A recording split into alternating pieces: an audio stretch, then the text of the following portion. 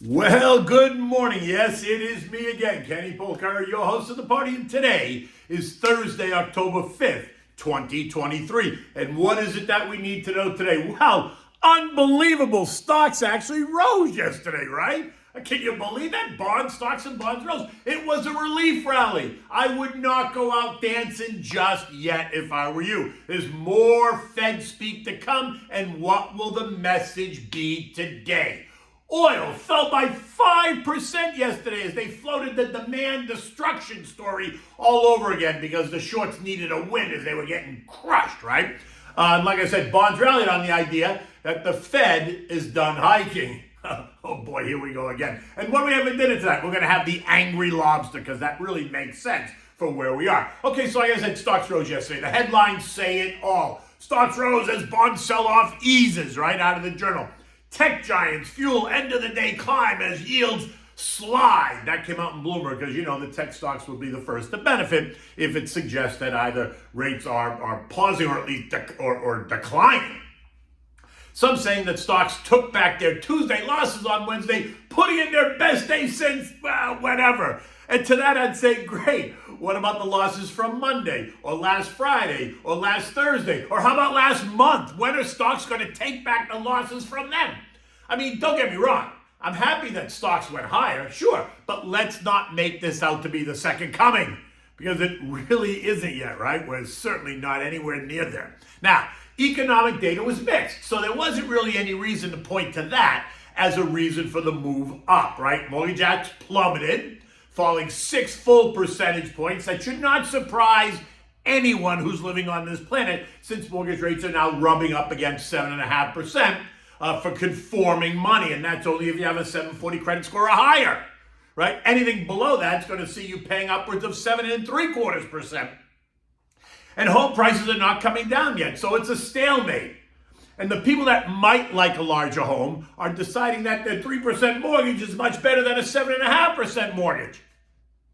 So they're going to make do with what they got, right? They're not making these changes, and that's why you've kind of seen people just going to sit tight where they are. Now, the ADP employment report did come in weaker than expected, only creating 89,000 new jobs versus the expected 150. Okay, that's good. But it's in direct contrast to what Tuesday's JOLTS report revealed, right? So which is it? Is the job market weakening or is it not? Because the JOLTS report reported, a 9 million available jobs number, which is strong, right? Services PMI remains in expansionary territory. That was expected. So there's no surprise there. You can't point to that. Factory orders, though, did surprise to the upside, rising by 1.2% versus the expected of a 0.3% rise. So that is a plus. And it suggests factories are just humming along as orders remain robust, right? That's good. Or does that point to an economy that is still not responding to the Fed moves, not slowing down? Doesn't the Fed want to see factory orders decline?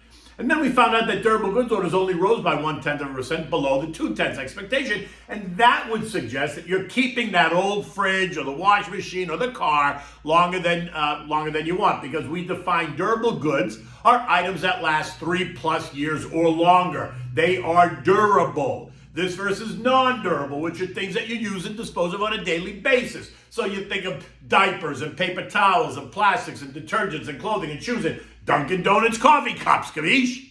Again, yesterday's report was not a market mover by any stretch of the imagination. So then, what caused stocks to rally? Well, we can point to the story that the Fed, while not excited about what inflation is doing, may again decide to do nothing at the next meeting, and that would hold the terminal rate at its current level of 5.25, 5.5. Now pay attention, because today you're going to hear from not one but 3 Fed heads, right? Mester, Barkin, and Daly. Now I'm not paying much attention to Daly, to what she has to say, because she was the one who was sound asleep at the wheel during the Silicon Valley Bank debacle. So I'm not sure that she even has a clue. But you do you, I'll do me. Anyway, will they reiterate their commitment to leave rates where they are and then hold them higher for longer, suggesting that unless the bottom falls out, that no one should expect a rate cut anytime soon. And for me, that means, going well into 2024, if even. Well, that was at least the rumor, and that caused the out-of-control, anxious bond sellers who have been panicking over the last month to rethink their strategy of throwing everything out the window, including the kitchen sink, which would allow Treasury yields to retreat, right? It allowed Treasury yields to retreat because bond prices rose. The 2-year fell 10 basis points to end the day yielding a 5.05. The 10-year also fell, not as much. It lost 6 basis points to end the day yielding 4.7%, while the 30-year, which kissed 5% overnight on Tuesday, Wednesday, ended the day yielding 4.85%. Now recall what I told you yesterday about who's in charge when stocks or bonds come under pressure, right? It's not the sellers. It is, in fact, the buyers. And the buyers have been having their way with those bond sellers for a month now, as it appears that the sellers were panicking, right? Causing the buyers to just lick their chops because they're going to buy bonds on the cheap. And then yesterday, the selling pressure eased. They pulled their offers. They weren't apparently so anxious. They must have taken their Lexapro or Zoloft or whatever. And that caused the buyers to become more aggressive because then the sellers suddenly became less aggressive. And you can see that in the TLT, which is the 20-year T-bond ETF, or the TLH, which is the 10 to 20-year T-bond ETF. Both have been under pressure, down 15% and 12% respectively year to date coming into yesterday morning, right? Getting clobbered day after day after day. But yesterday, some of that anxiety eased and boom, bonds traded up. The TLT gained 1.5% while the TLH added 1 full percentage points. Now look, anything that appears to stabilize rates will also help to stabilize the psyche in stocks, right? And so stocks did what? They went up. The Dow gained 127 points. The S&P added 35. The NASDAQ gained 177. The Russell gained a whopping 2 points. And the transports added 44 points. The dollar, which was also surging day after day after day as bonds got plummeted, eased a bit as well, falling 25 cents to end the day yesterday at 106.77. A look at the chart reveals the speed at which those gains happen. And so get ready, because if the Fed can jawbone the markets and convince investors that pausing and holding for longer is the correct answer, then we could see the dollar pull back substantially. And if that happens, stocks and commodities and bonds should all rally. Now, speaking of commodities, let's look at what they did to gold over the past month and year, right? They've crushed it over the past month. Gold has declined by 8% since it's September 1st.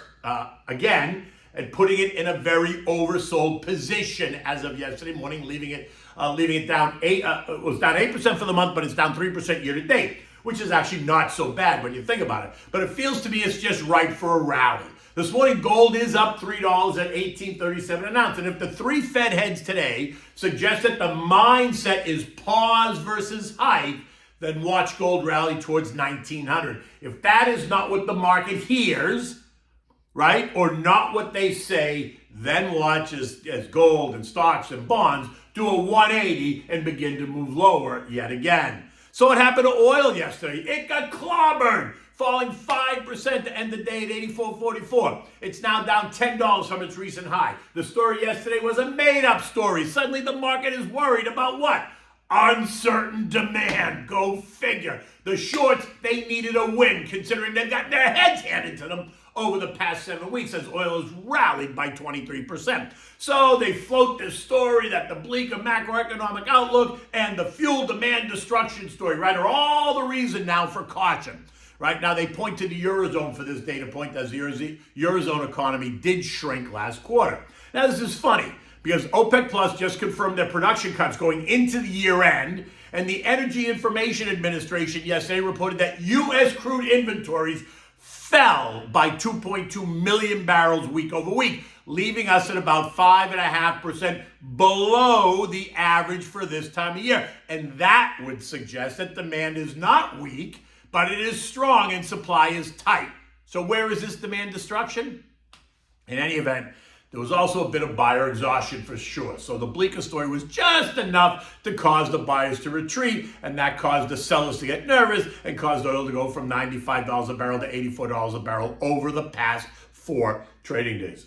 That's a 12% decline. And this morning, the pressure on oil continues. It's down another $1.50 at 82.75, where it should start to find some support, just because the line went straight up. So it's got to come back to a level where there is some real support. But in the end, all of the markets are reacting the exact same way. When the sellers are anxious, the buyers take control and markets fall. See? All you have to do is look at what's happened to stocks and bonds and gold in the recent action. And when buyers are anxious, sellers take control. And all you can see that in what's happened the last month in oil. So yesterday, the equation reversed. So stocks, bonds, and gold were all higher and oil was lower, right? Because the positions reversed. Now, this morning, the story is once again turned on its head. Futures in the U.S. this morning are lower after being higher overnight. Dow futures down 85, S&P's down 9, the Nasdaq's down 20, the Russell's off by 4. Tomorrow's non-farm payroll report is now the focus. Will good news be good news, or will good news be bad news? Watch unemployment, watch the average hourly wages, both month over month and year over year. But even before that, listen to what the Fed heads have to say. Remember, Mester is the one calling for a 6% terminal rate, which would be up 50 basis points from here, which is kind of the camp I'm in. Barkin wants to pause, and Daly, well, who cares? I still think we test lower, and I think it has to be S&P 4,200 because that is the long-term trend line. And if there's any real support, that is where it should be. Again, if we test it and fail, then expect wave after wave of sell orders that could take the S&P down swiftly to anywhere between 40.50 and 41.50. In there's plenty of support, but it depends on how anxious the markets get, right?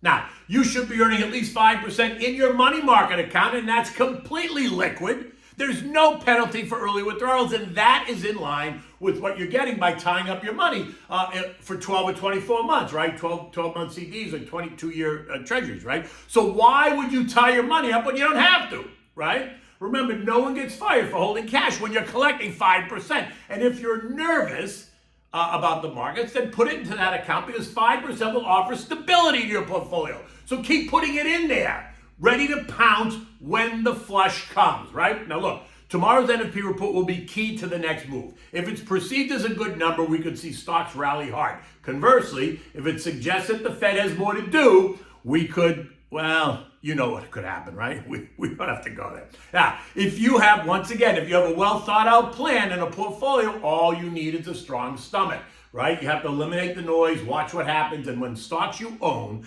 become dislocated only because of anxiety and not because of fundamental changes, that's when you swoop in. That's when you become strategic. That's when you put more money to work, all right? We're now just 3.5 or 4 weeks away from the next FOMC meeting. Next week is going to bring us the all-important CPI and PPI numbers, and that's going to be key to the ongoing inflation conversation. And you know me, I think those numbers are going to be stronger than even what the expectation is. But let's hope not. Let's hope I'm wrong. The S&P ended the day at 4263, up 34 points, right? We're still closer to 4200, which is support, than we are to resistance at 4385. The chaos in D.C. appears to be calming down a little bit. Scalise and Jordan appear to be the front runners for the new House seat, but don't discount Byron Donalds, right? No matter what, though, my sense now is that no matter what happens, we can expect a government shutdown in November when the latest CR expires at around Thanksgiving, right before the holiday season. Why? Just because the GOP will now be forced to shut it down, to drive home the point that something needs to change, that the Speaker debacle was not in vain, and that JoJo and the Democrats need to be reined in on their spending.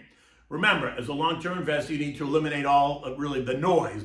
You need to stick to the plan. I mean, pay attention to noise because it will create opportunity, but don't make investment decisions around political noise, even when it feels uncomfortable, right? The most important thing you can do right now is not to panic. Do not panic. Put your money, like I said, just if you're worried, put it into your government money market fund. Earn 5%. Sleep at night. Okay. Angry lobster for dinner tonight. That seems appropriate, doesn't it? Because everywhere you look, everybody's angry. So for this, you need 1 2-pound whole Maine lobster or 2 1.5 pounds, whatever you want. You need olive oil, minced garlic, chopped fresh basil, lemon zest, red chili flakes because that makes it hot, minced red onion, and plenty of lemon juice. You have to prepare the lobsters to marinate. So you need to break off the claws of the butt and then crack the body open. Then you're going to, on the underside of the body, just crack it open. Now you're going to mix all those ingredients together to make a nice marinade. Put the lobster in a large bowl, pour the marinade all over it, cover it, and let it sit in the fridge for at least 3 to 4 hours, right? Don't do it overnight. You're going to do it the same day that you're going to eat it. Now you're going to light your grill. You're going to get it nice and hot. You're going to brush it with the brush to make sure it's nice and clean, right? Get the steak off it that you used for the other night. Now, when you're ready, take the lobster out of the fridge. Place it on the grill. Allow it to cook for 3 minutes or so. 3 or 4 minutes or so, right? Again, depends on the pounds. I'll tell you that in a minute. You want to turn them, you want to turn them once, the claws and then the body. Now you're going to cook for another 4 or 5 minutes. Now just an FYI. A good rule of thumb for grilling lobster is about 7 minutes per pound. So a 2-pounder is going to cook for 6 minutes on one side, 8 minutes on the other side, right? Anything less, you do the math. You're going to serve this with drawn butter. I always use drawn butter whenever I'm eating lobster like that just because I like my drawn butter. Right? I like to dip the lobster in drawn butter. It's just me. I always use a bib because it can always be messy. You know, you're dripping the butter all over yourself, especially if you're really hungry. In any event, look, it's going to be a beautiful day here in South Florida, and we're coming to the end of the week. It's going to be an interesting day today in preparation of what happens tomorrow. So just sit tight and remain settled, right? Don't panic. In any event, until tomorrow, take good care.